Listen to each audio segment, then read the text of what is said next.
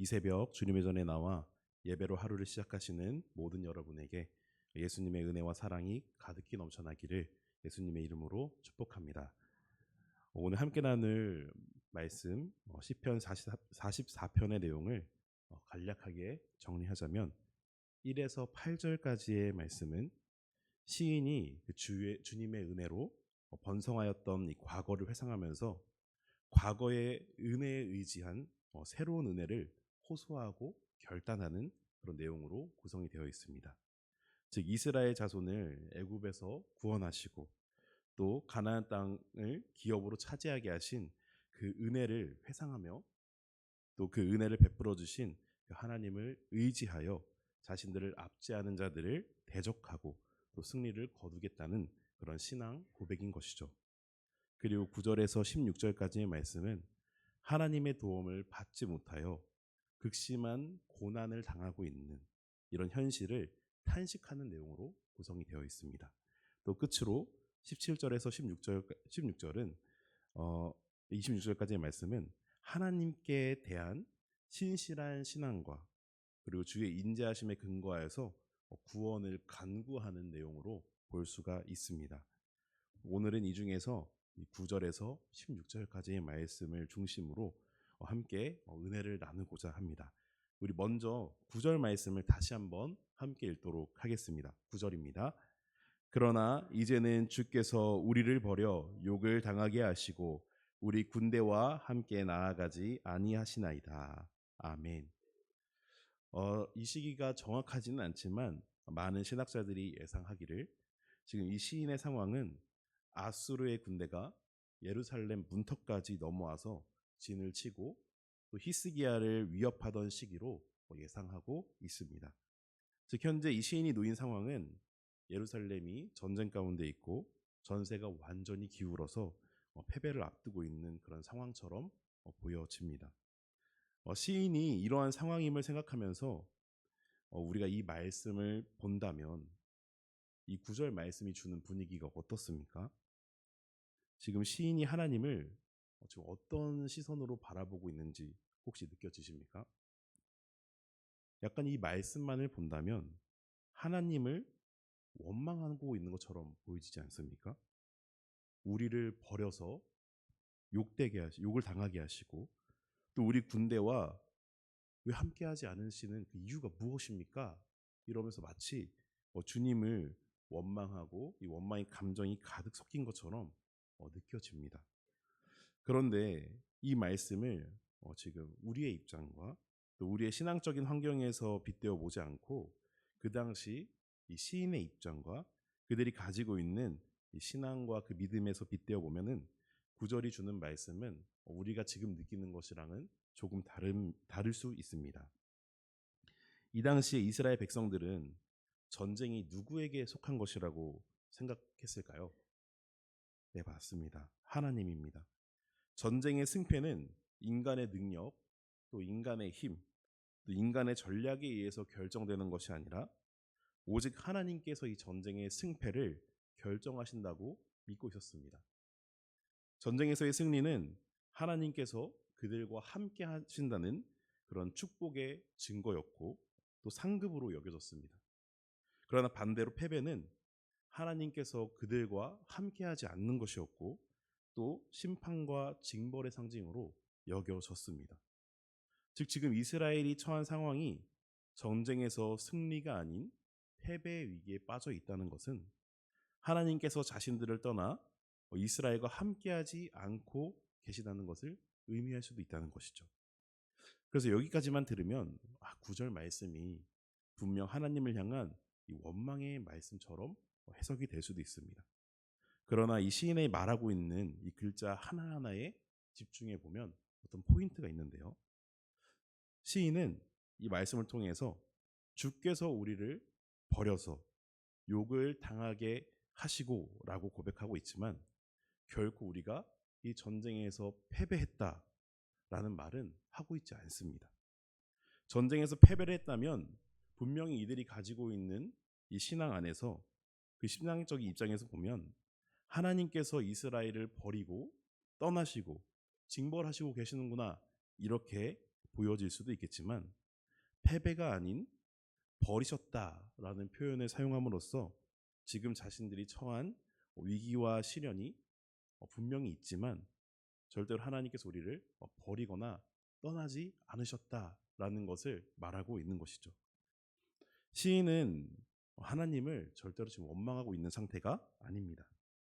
오히려 내가 지금 겪고 있는 이 고통을 주님 앞에 하나도 빠짐없이 그대로 호소하고 아뢰고 있는 것이죠. 오늘 묵상지 혹시 가져오셨나요? 이 묵상지 첫 번째 질문을 보면 이렇게 적혀 있습니다. 9절에서 16절까지의 말씀은 시인이 하나님을 향해 무엇을 하고 있나요? 자, 이렇게 적어놨는데 질문의 정답은 원망이 아닌 호소입니다. 우리가 오늘 이 말씀을 묵상하면서 함께 깨닫고자 하는 것은 이 이스라엘 백성들의 모습을 보면서 모든 시험과 환난과 또 우리의 삶의 위기가 다 하나님께서 나를 떠나셨기 때문에, 나를 버리셨기 때문에, 나와 함께하지 않으시기 때문에 이러한 고통에 처하게 되는구나, 이렇게 생각하면 이건 완전히 빵점입니다. 이 시인의 모습을 보면서 우리가 깨달아야 할 것은 어떠한 상황에서도 하나님을 찾고 작은 부분부터 자신에게 큰 상처가 되는 일까지 단 하나도 빠짐없이 주님 앞에 고백하고 호소하며 아뢰는 이유가 무엇일까? 이 고민부터 먼저 해야 하는 것입니다. 그러면서 시인은 하나님께서 자신을 버렸다고 지금 표현하고 있지만 이 모든 상황을 주님 앞에 호소함으로써 이 문제를 해결해 주실 주님을 바라보고 주님께 맡겨드리고 있구나, 이것을 발견하셔야 됩니다. 사랑하는 성도 여러분, 하나님께 나의 모든 상황 그리고 모든 시련, 이 모든 고통을 호소하는 것은 곧 하나님을 향한 나의 신뢰를 나타내는 것입니다. 왜 그렇습니까? 이것은 하나님을 원망하는 성도의 목소리가 되는 것이 아니라 내가 지금 이러한 상황에 처해 있음에도 불구하고 이것을 해결해 주실, 그리고 이 상황을 통해서 선한 일을 이루어 가실 주님을 믿는 믿음으로부터 나오는 성도의 목소리이기 때문입니다. 나의 감정과 나의 생각 때문에 그 상황에 지배당해서 나와 함께 하시는 이 예수님을, 나의 주님을 바라보지 못하고 나에게 말씀하시고자 하는 그 주님의 음성에 우리가 귀를 기울이지 못한다면 이것은 곧 하나님을 향한 신뢰가 아니라 원망으로 이어지게 되고 또 신실한 하나님을, 그 신실하심을 의심하는 그런 죄를 범하게 되는 것입니다. 반대로 어떤 상황에서도 주님을 바라보고 나의 상황을 주님께 아뢰고 또 호소하고 주님께 기도하는 자는 나의 작은 신음 하나하나까지 주님께서 이 신음을 들으신다는 것을 신뢰하는 것이며 이 작은 신음을 통해서 응답하실 주님을 온전히 의지하고 있다는 것을 나타내는 것이죠. 사랑하는 성도 여러분, 혹시 어려운 순간 가운데 계십니까? 혹시라도 어려운 순간 가운데 지금 처해 계시다면, 또 고난과 또 시련과 또 위기 가운데 서 계신다면 작은 것부터 큰 것까지 하나도 빠짐없이 주님께 아뢰는 저와 여러분이 되시기를 예수님의 이름으로 소망합니다. 예수님께서도 마음이 어려운 상황 가운데 겟세마네 동산에서 하나님 아버지께 분명하게 호소하셨습니다. 절대 하나님을 원망하지 않으시고 또 기도로 구하는 본을 보여주셨습니다. 주님 앞에 우리의 모든 것을 토해내는 것이 진정한 기도이고 우리의 진정한 믿음임을 기억하시면서 우리의 작은 소리까지 들으시는 그 신실하신 하나님을 바라보고 또 의지하고 또 의뢰고 아뢰는 우리 모두가 되었으면 좋겠습니다. 두 번째 질문도 우리 함께 읽어보도록 하겠습니다. 우리 두 번째 질문인데요. 하나님을 잘 믿으면 시험에 들지 않을까요? 이것이 바로 두 번째 질문입니다. 정답은 무엇이죠? 네, 아닙니다. 하나님을 잘 믿어도 시험에 들 수 있습니다. 오늘 말씀만 봐도 시인은 하나님을 신뢰하는 사람이었고 하나님을 잘 믿고 있는 것으로 보여집니다. 우리 17절 말씀을 함께 읽어보도록 할까요?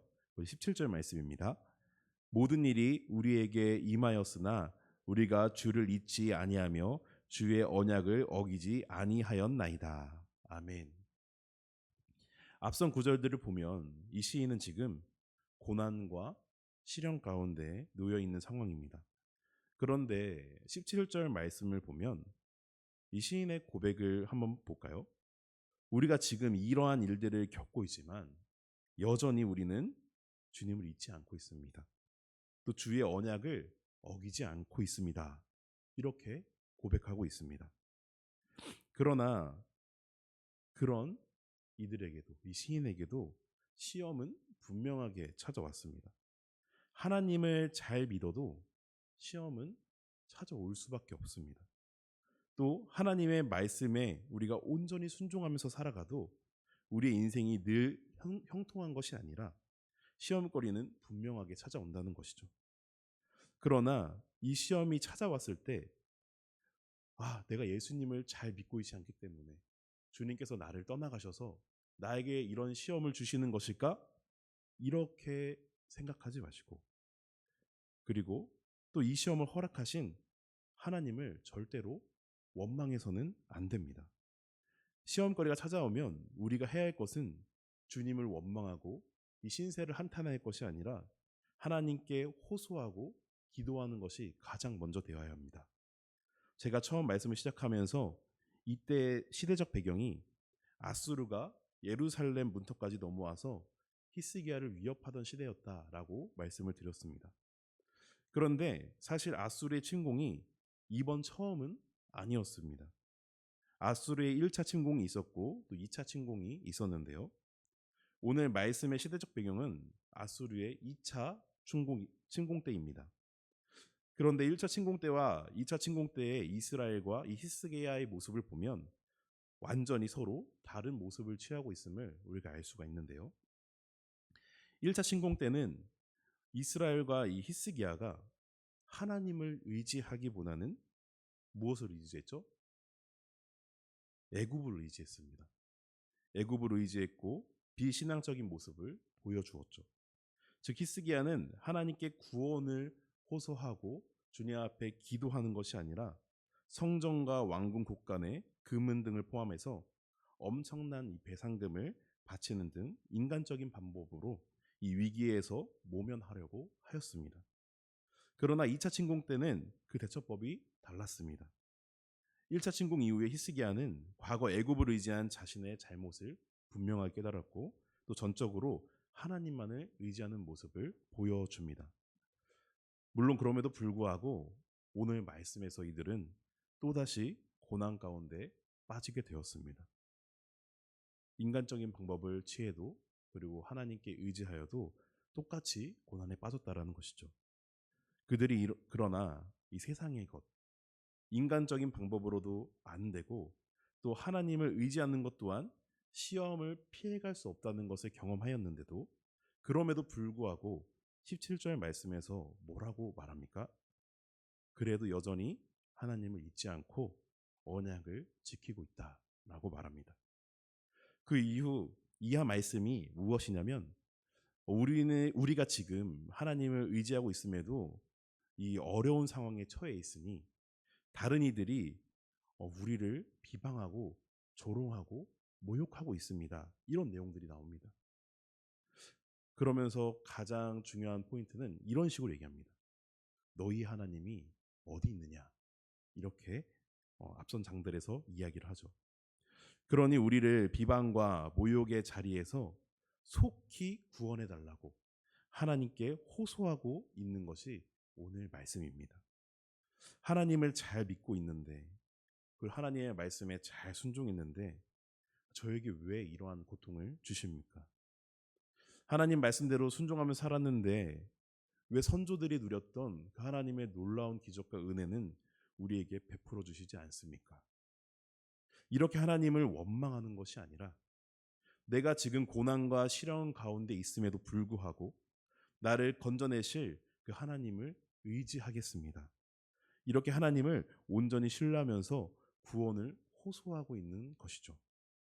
사랑하는 성도 여러분, 하나님을 잘 믿어도 우리에게는 분명 시험은 찾아옵니다. 그러나 오늘 말씀을 기억하시면서 그러한 고난과 시련 가운데 그 고통에 무릎 꿇고 하나님을 원망하고 하나님의 그 신실하심을 의심하는 죄를 범하지 않기를 예수님의 이름으로 소망합니다. 시험을 하나님과 멀어지는 도구로 생각하지 마시고 그 시험을 통해서 나에게 역사하시고 또 은혜를 베풀어 주실 그 하나님을 발견하시고 이 시험을 통해서 지금 내가 가지고 있는 이 믿음과 영적 상태보다 더욱 성장하게 하실 그 주님을 온전히 신뢰하시고 호소하는 저와 여러분이 되시기를 예수님의 이름으로 소망합니다. 말씀을 정리합니다. 시편 44편에 이 시인은 전쟁의 위기 가운데에서 하나님께서 우리를 버리셨다라고 말합니다. 그러나 이 말은 하나님을 향한 원망이 아니라 하나님을 향한 간절한 구원의 호소였습니다. 시인은 고통 속에서도 하나님께 아뢰었고 또 신실하신 주님의 응답을 믿음으로 기다리고 있었습니다.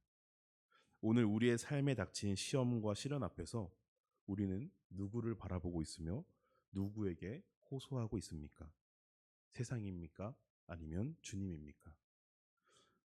오직 주님만을 바라보며 고난 속에서도 우리를 선한 길로 이끌어 주시고 또 은혜를 베풀어 주실 주님만을 신뢰하는 저와 여러분이 되시기를 예수님의 이름으로 축원합니다. 아멘. 기도하겠습니다.